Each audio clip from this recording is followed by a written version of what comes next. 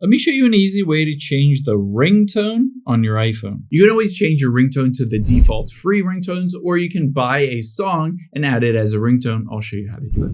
Now head into the settings app of your iPhone, and from here all you need to do is scroll down until you see the option for sounds and haptics. Tap on that and then tap on ringtone.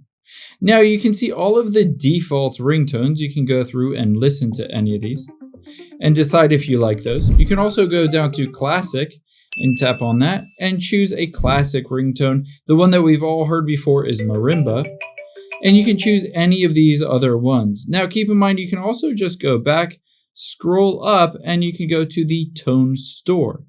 From here, just tap on tones at the very top, and this will allow you to download and purchase certain ringtones from various famous artists. So you can see I can scroll through here, and if any of these I want as my ringtone, I can just tap on it to play it. And then if I like that, I can just tap on that dollar amount, $129, purchase it, and then I'll be able to see it as a ringtone right in here to be able to set it as my new ringtone.